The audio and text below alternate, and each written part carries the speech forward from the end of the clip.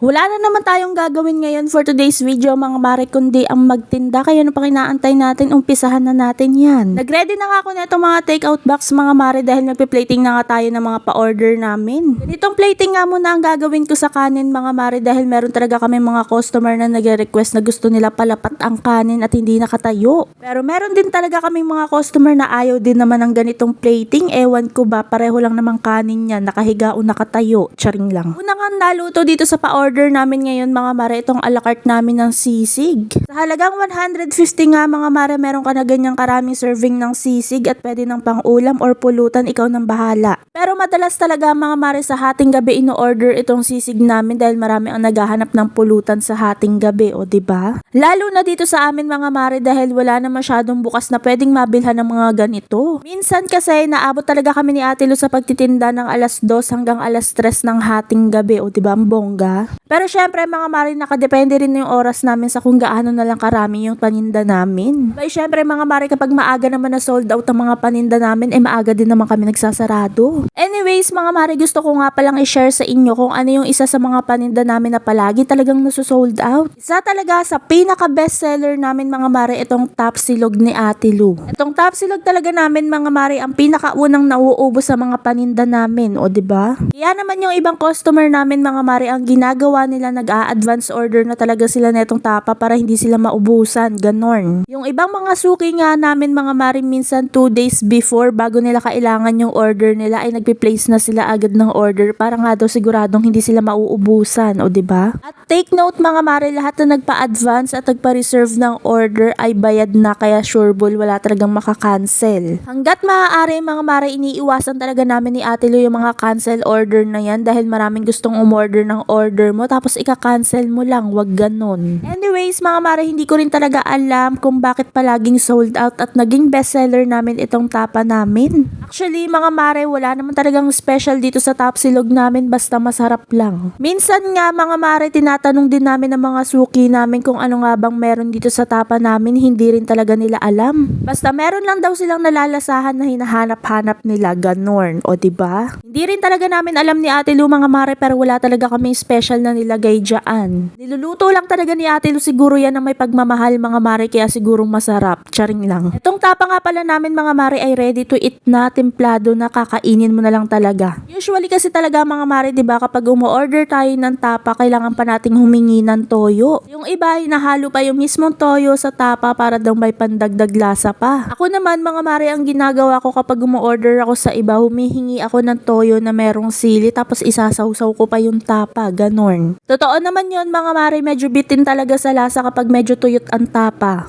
Kaya naman nung kami na ni Ate Lu ang nagtinda ng mga tapsilog mga mare, talagang ginawa ni Ate Lu yung merong sarsa version. Yung sarsa kasi ng tapsilog namin mga mare, isa talaga yan sa nagpapasarap. Ay nako mga mare, sinasabi ko sa inyo, yung sarsa pa lang na pwede nyong ihalo sa kanin ay ulam na. Beef tapa na nga rin pala ito mga mare, kaya sobrang malasa na talaga. Pinalambot na nga rin pala ng bongga ni Ate Lu yung karne ng baka mga mare, kaya kahit wala kang ngipin makakain mo yan, charing lang. Kaya marami talaga ang nagpi-PM sa amin ni Ate Lu mga mare at tinatanong kung anong recipe netong tapa namin ni Ate Lu. Pasensya na talaga kayo mga mare kung hindi namin pwedeng sabihin sa inyo lahat. Pwede namin ituro sa inyo yung proseso mga mare, pero kung tatanungin nyo kami kung anong secret recipe namin, hindi talaga namin yan sasabihin sa inyo, kaya nga siya secret, diba? Charing lang. Hindi sa pagdadamot mga mare, pero meron tayong kanya-kanyang version yan at kailangan mo i-explore kung ano yung version na meron ka. Kailangan yung bumuo ng sarili nyong recipe, sarili nyong lasa dahil diyan ka makikilala. At yun lang naman ang pinakasikreto namin ni Ate Lu mga mare sa masarap naming tapsilog, o diba? At syempre, huwag niyong kakalimutan i-follow yung official FB page namin ni Ate Lu. Yun lang.